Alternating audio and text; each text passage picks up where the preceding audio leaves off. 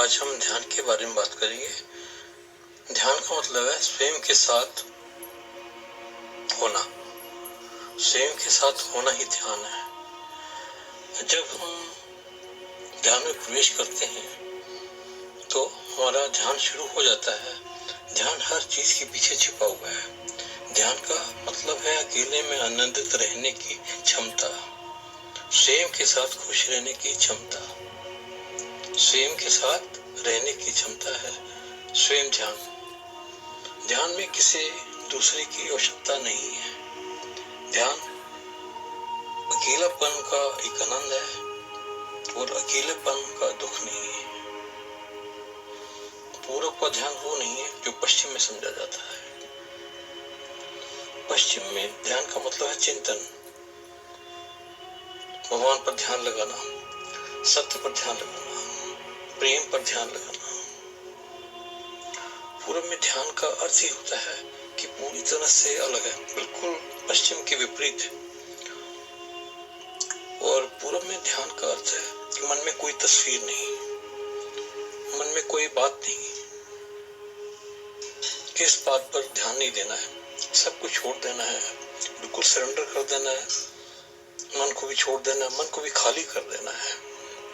आती जाती जब सांसों पे हम ध्यान देते हैं तो दो काम हम एक साथ नहीं कर सकते। अगर ध्यान पर हमारा सांस पे ध्यान है तो विचार ऑटोमेटिकली रुक जाते हैं। तो ध्यान स्वयं को सभी बातों से खाली करना है। जब आपके भीतर कोई विचार नहीं घूमता, स्थिरता होती है, तो स्थिरता ही आपका ध्यान है। तो सबसे पहले ग्राउंडिंग करें। जो भी आपकी नेगेटिविटी है बॉडी की, तो उसको आप फील करें कि are going to be grounded. जितना ग्राउंड का मतलब है, जैसे एक घर में बिजली है तो उसमें अर्थिंग भी होती है। इसी तरह से हमारे बॉडी में जो भी डिस्कम्फर्ट हो, हम अर्थिंग के द्वारा नेगेटिविटी को रिमूव कर सकते हैं। तो फील करें आई एम लाइक ए ट्री। जितना ट्री ऊपर है उतना ही उसकी जड़ें नीचे होती है। तो फील करते जाएं कि I am like a tree. 15 metre तक मेरे पैर जमीन में चले गए हैं। मेरे शरीर की सारी ऊर्जा, सारी नेगेटिविटी ऊर्जा वो मदर सोख रही है। Mother earth soaking all my negativity. भाव करें जो शरीर की मेरी नेगेटिविटी है सब पृथ्वी में जा रही है।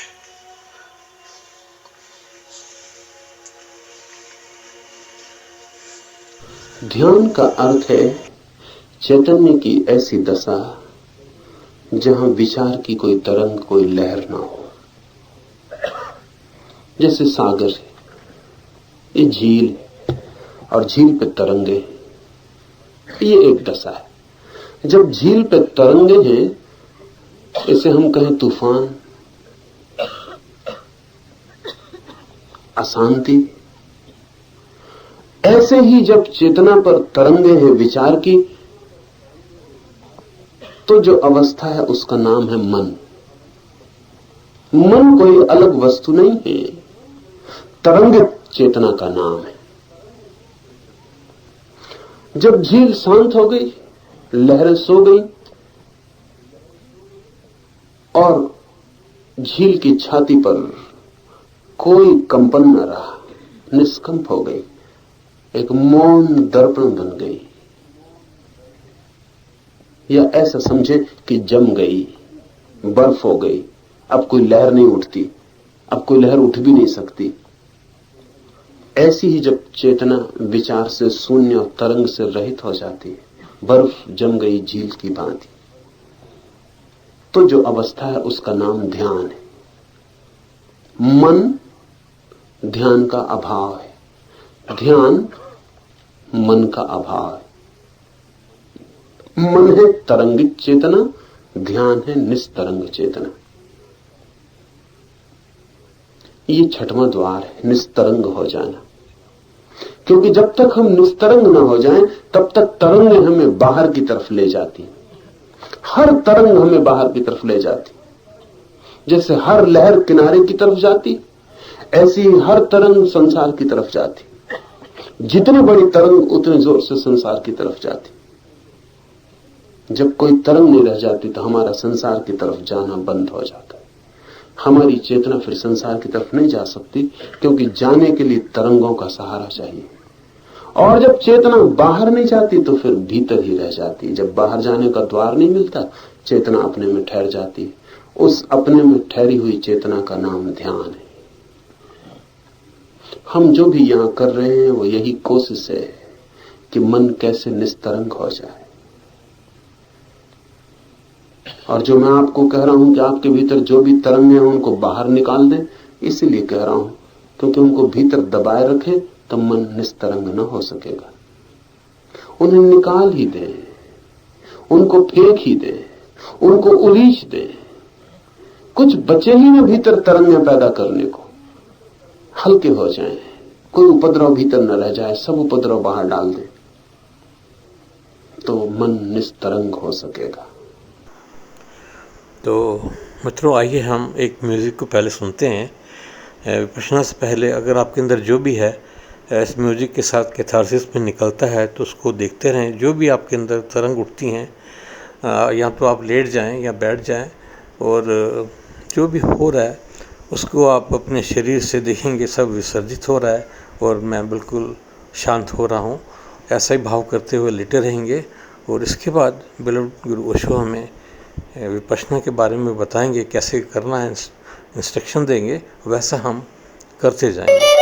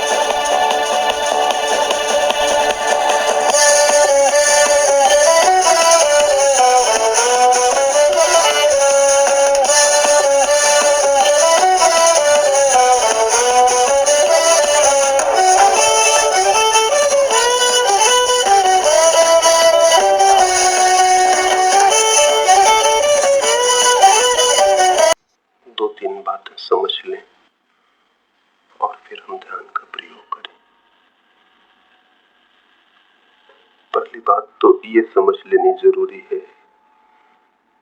कि ध्यान का श्वास से बहुत गहरा संबंध है। साधारणतः देखा होगा, क्रोध में श्वास एक प्रकार से चलती है, शांति में दूसरे प्रकार से चलती है। काम वासना मन को पकड़ ले तो श्वास की गति तत्काल बदल जाती है। और कभी अगर श्वास बहुत शांत, धीरी, गहरी चलती हो तो मन बहुत अद्भुत प्रकार के आनंद को अनुभव करता है। मन की सारी दशाएं श्वास से गहरे में संबंधित हैं। इसलिए पहले 10 मिनट के लिए श्वास पर थोड़ा सा प्रयोग करेंगे। श्वास इन 10 मिनटों में गहरी लेनी है, जितनी आप ले सकें, बिना दबाव और जोर के, कोई परेशानी और तकलीफ न हो, और उतनी ही गहरी वापस छोड़नी है। हमारे फेफड़ों में अगर बहुत कार्बन डाइऑक्साइड भरा हो तो चित्त का शांत होना कठिन हो जाता है। अगर हमारे प्राणों में बहुत ऑक्सीजन चला जाए, खून में, श्वास में, सब तरफ प्राणवायु भर जाए, तो ध्यान में जाना बहुत आसान हो जाता है। तो सबसे पहली बात तो 10 मिनट गहरे श्वास का प्रयोग करना है। इस प्रयोग में सारा ध्यान श्वास पर ही रखना है। श्वास भीतर गई तो हमें जानते हुए कि श्वास भीतर जा रही है, ध्यान को भीतर ले जाना है। श्वास बाहर गई तो जानना है कि श्वास बाहर जा रही है, उसके साथ ही ध्यान को बाहर ले जाना है। ध्यान श्वास के झूले पर झूलने लगे। श्वास भीतर जाए तो हमारा ध्यान भीतर जाए, श्वास बाहर जाए तो हमारा ध्यान बाहर जाए। 10 मिनट के लिए एक ही काम है कि हम श्वास को जानें कि श्वास कहाँ है। भीतर गई तो हम भीतर चले जाएं, बाहर गई तो हम बाहर चले जाएं। श्वास के साथ ही हमारी चित्त की डोर बंध जाए, बस श्वास ही रह जाए और सब कुछ मिट जाएगा। 10 मिनट गहरी श्वास लेनी है और श्वास के साथ ही बाहर भीतर जाना है। आंख हम इन 10 मिनटों में बंद रखेंगे ताकि और कुछ दिखाई न पड़े। बैठने में 2-3 बातें ख्याल ले लें। एक तो कोई किसी को छूता हुआ न बैठे, कोई भी किसी को जरा भी स्पर्श न करे तो थोड़ा थोड़ा हट जाए, कोई भी किसी को स्पर्श करता हुआ न हो। और यहाँ तो जगह बहुत है, इसलिए बिल्कुल फैल के बैठ सकते हैं। दूसरे का स्पर्श दूसरे को भूलने नहीं देता, दूसरे की मौजूदगी ख्याल में बनी रहती है। और ध्यान में जरूरी है कि सब भूल जाए, हम अकेले रह जाएं। दूसरी बात, शरीर को सीधा रख के बैठें। अकड़ाने की जरूरत नहीं है, आराम से जितना सीधा हो सके। रीढ़ सीधी हो, जमीन से 90 का कोण बनाती हो, इतना भर ख्याल कर लें। वो भी पहले 10 मिनट के प्रयोग के लिए। फिर आंख बंद कर लें। और आंख भी बंद करने का मतलब है आंख पर भी जोर न डालें, आहिस्ते से पलक बंद हो जाने दें। आंख बंद कर लें, शरीर को सीधा रखें, आंख बंद कर लें।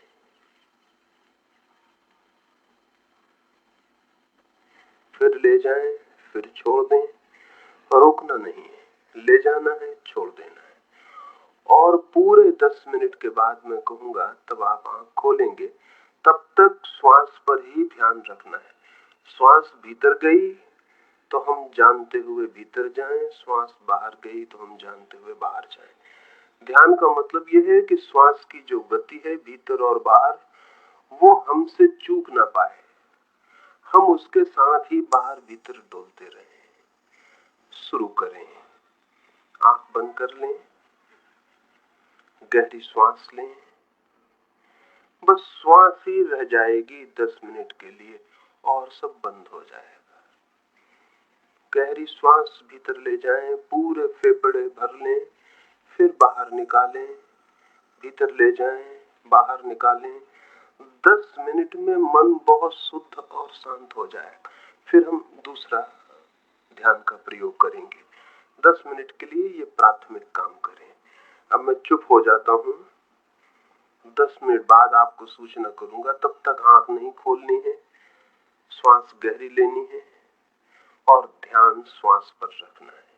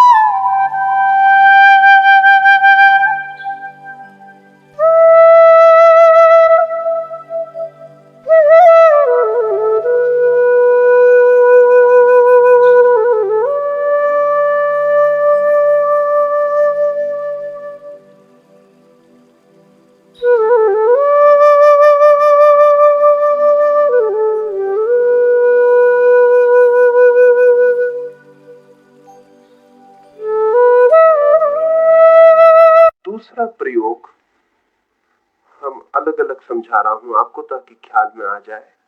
दूसरा प्रयोग है सर्व स्वीकार का। अभी हम बैठे थे, श्वास ले रहे हैं, श्वास पर ध्यान कर रहे हैं, पक्षी आवाज कर रहे हैं, कोई बच्चा चिल्लाएगा, सड़क से कोई ट्रक निकलेगा, ये सारी आवाजें हमारे चारों तरफ हो रही हैं। साधारणतः ध्यान करने वाले लोग, प्रार्थना पूजा करने वाले लोग अपने चारों तरफ के जगत से एक दुश्मनी ले लेते हैं। अगर घर में एक आदमी ध्यान करने लगे तो वो ध्यान के पहले जितना अशांत था उतना ध्यान के बाद दिखाई पड़ेगा। कहीं घर में बर्तन गिर जाएगा, कोई बच्चा रोने लगेगा तो उसका क्रोध और बढ़ जाएगा। उसे लगेगा कि डिस्टर्बेंस हो रहा है, बाधा पड़ रही है। मेरी दृष्टि में ध्यान ऐसी प्रक्रिया है जो समस्त बाधाओं को स्वीकार कर लेती है, किसी बाधा को बाधा नहीं मानती। और जब तक हम ऐसी ध्यान की प्रक्रिया न सीख सकें जिसमें हम बाधाओं को भी सीढ़ियों की तरह प्रयोग कर लें, तब तक ध्यान में जाना असंभव है। क्योंकि बाधाएं तो चारों तरफ हैं। रास्ते से ट्रक निकलेगा, पक्षी आवाज करेंगे, उन्हें कोई प्रयोजन नहीं कि आप ध्यान करने बैठे, कि आपके ध्यान में बाधा न पड़ जाए। और अगर आपने ऐसा समझा कि बाधा पड़ रही है तो बाधा पड़ जाएगी। बाधा बाधाओं के कारण नहीं, हमारी इस भाव दशा के कारण होती है कि बाधा पड़ रही। अगर ये भाव दशा छोड़ दी जाए और हम स्वीकार कर लें कि जो भी हो रहा है ठीक है, हम राजी हैं, पक्षी आवाज कर रहे हैं, हम राजी हैं, तो पक्षियों की आवाज आपकी शांति को गहरा देगी, कम नहीं करेगी। रास्ते से ट्रक निकल रहा है, हम राजी, कोई बच्चा रो रहा है, हम राजी, क्योंकि आज तो आप बगीचे में आके बैठ गए हैं। अगर प्रयोग करना चाहेंगे तो घर में ही करेंगे। सड़क चलेगी, घर में आवाज होगी, बात होगी, शोर होगा। और अगर ये दृष्टि रही कि ये सब बाधा बन रही है तो ध्यान असंभव हो जाएगा। तो दूसरा 10 मिनट के लिए हम प्रयोग करेंगे सर्व स्वीकार का। जो भी हो रहा है मैं उससे राजी हूं, मेरा कोई विरोध नहीं। पक्षी आवाज कर रहे हैं, मैं राजी हूं। और जब आप राजी हो के पक्षी की आवाज सुनेंगे, क्योंकि फिर सुनने के सिवाय कोई उपाय न रहा, जब शांति से, आनंद से, स्वीकार से पक्षी की आवाज सुनेंगे तो आप पाएंगे कि पक्षी की आवाज आपके भीतर गूंजती है, चली जाती है। आप एक खाली घर की तरह रह गए, वो आवाज कोई बाधा नहीं डालती, बल्कि उस आवाज के बाद आप और शांत हो गए जितना कि आवाज के पहले थे। जैसा कि कभी रात रास्ते पे चलते हो, अंधेरी रात हो और कार निकल जाए, तो कार के प्रकाश के गुजर जाने के बाद रास्ता और अंधेरा मालूम पड़ने लगता। ठीक ऐसे ही आवाज गुजरेगी, अगर हमने उसका विरोध न किया तो और घनी शांति पीछे से लौट आती। तो 10 मिनट हम सर्व स्वीकार का प्रयोग करेंगे, क्योंकि बिना सर्व स्वीकार के प्रयोग के ध्यान में जाना असंभव है। न तो आप हिमालय पर भाग कर जा सकते हैं, और वहां भी भाग के चले जाएं तो वहां भी कुछ न कुछ हो रहा है। आदमी न बोलेंगे, पक्षी बोलेंगे, सड़क पर कोई न गुजरेगा तो वृक्षों में हवाएं बहेंगी और आवाज होगी। सारे जगत में जीवन है, जीवन की आवाज है, उससे भागा नहीं जा सकता, उसे स्वीकार कर लेना पड़े। और फिर जब सभी तरफ परमात्मा है तो सभी आवाजें उसकी हैं, विरोध उचित भी नहीं है। एक पक्षी भी चिल्ला रहा है तो वो भी परमात्मा ही चिल्ला रहा है। और अगर वृक्ष में हवाएं आती हैं, सूखे पत्ते उड़ते हैं, वे भी परमात्मा के हैं, सब परमात्मा का है।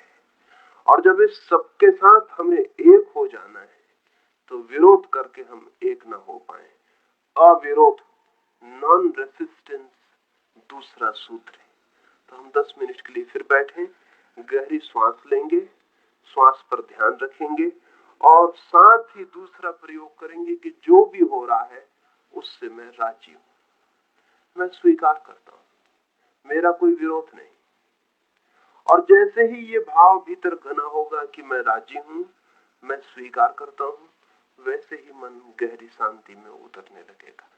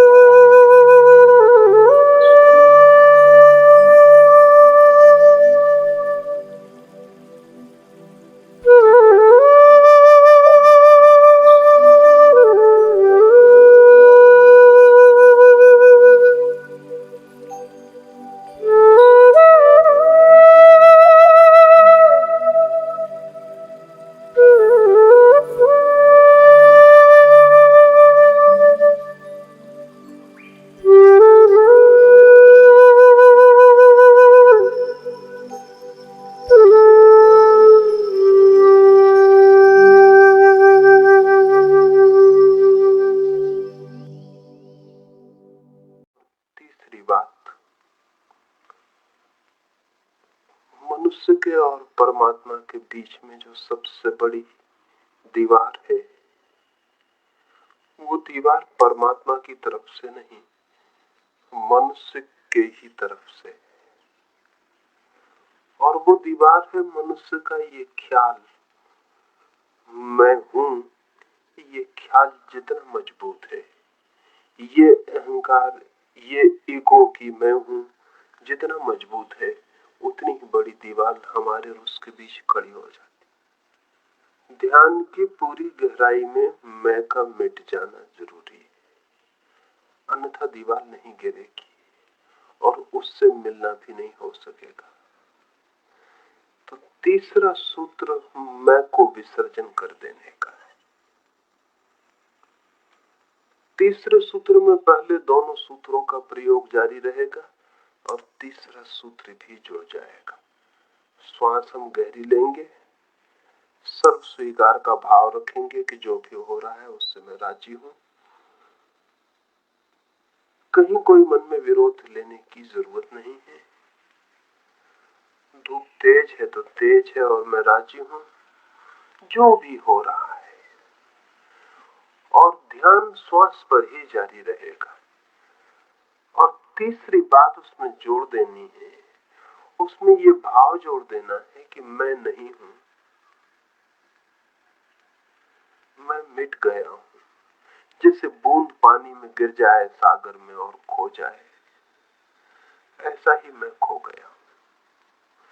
जैसे जैसे ये भाव गहरा होगा कि मैं खो गया, मैं मिट गया, मैं समाप्त हो गया, वैसे वैसे ही वो है, इसका भाव अपने आप प्रकट होने लगेगा।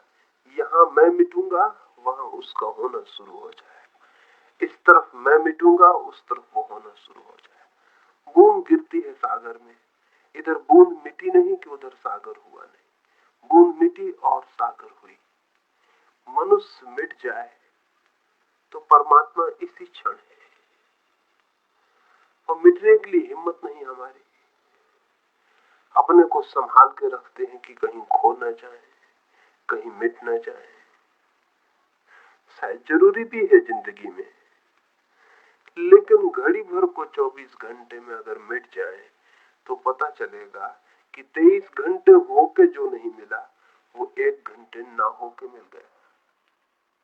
23 घंटे जो कोशिश कर करके सुख न मिला, शांति न मिली, वो 1 घंटा मिट गया और सब पा लिया। तीसरा प्रयोग 10 मिनट के लिए, और फिर इन तीनों प्रयोगों को साथ सुबह जब सो के उठे तब एक आधा घंटे के लिए करें, और रात जब सोने लगे बिस्तर पर तो बिस्तर पर ही लेट के करें और करते करते ही सो जाए।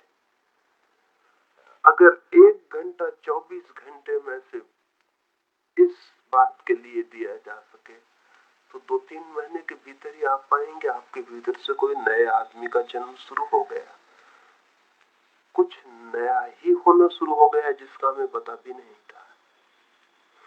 लेकिन हम इतने कमजोर लोग हैं कि 2-3 महीने भी घंटा भर परमात्मा को देना संभव नहीं हो पाता। 1-2 दिन करेंगे और सोचेंगे पता नहीं कुछ होगा कि नहीं होगा। 3 महीने एक बात ख्याल रख लें कि कुछ ना भी होगा तो कुछ खो नहीं जाएगा। आदमी कुआं खोदता है तो पहले तो कंकड़ पत्थर ही हाथ लगते, सोचे कि कंकड़ पत्थर ही है, छोड़ो दूसरी जगह खोदें। वहां भी खोदता है, वहां भी कंकड़ पत्थर ही हाथ लगते। पहले तो 10-20 फीट 50 फीट कंकड़ पत्थर ही खोदना पड़ते हैं, तब कहीं जल स्रोत आते हैं। यहाँ जब हम मन की खुदाई पर उतरते हैं, और ध्यान यानी मन की खुदाई, मन का कुआं बनाना, तो भी कंकड़ पत्थर ही हाथ आते हैं पहले। लेकिन अगर कोई लगा ही रहे तो जल स्रोत भी आ जाता है। और ज्यादा देर नहीं है प्रतीक्षा करने की, लेकिन हमारी थोड़ी प्रतीक्षा करने की भी क्षमता नहीं रह गई है। तो तीसरे प्रयोग को करें। तीसरा प्रयोग है मैं नहीं हूं, इस भाव में डूब जाना है। फिर से पुनः आंख बंद कर लें, गहरी श्वास लेना शुरू करें। श्वास भीतर जाए तो ध्यान भीतर जाए, श्वास बाहर जाए तो ध्यान बाहर जाए। देखते रहें, ये श्वास भीतर गई, ये श्वास बाहर लौटी, ये फिर भीतर गई, ये फिर बाहर लौटी। श्वास को देखते रहें, श्वास अनदेखी ना रहे, श्वास की स्मृति बनी रहे। ये श्वास भीतर जा रही, ये श्वास बाहर जाने लगी। श्वास पर ही सारा ध्यान हो और गहरी श्वास हो। फिर सब स्वीकार का भाव रहे, जो भी है स्वीकार है, जो भी है स्वीकार है। और तीसरे प्रयोग में डूब जाएं। एक भाव करें जैसे बूंद सागर में गिर जाती है, ऐसे ही मैं भी गिर गया अनंत के सागर में, मिट गया। मैं नहीं हूं, मैं नहीं हूं।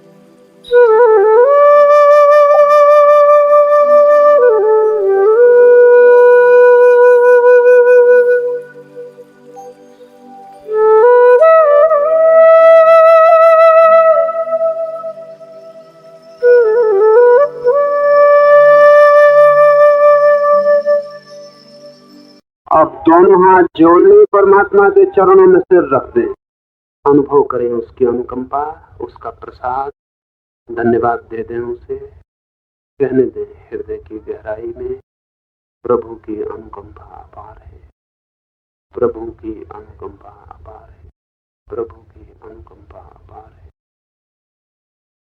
सुबह का ध्यान पूरा हुआ। ध्यान से अब वापस लौट आए।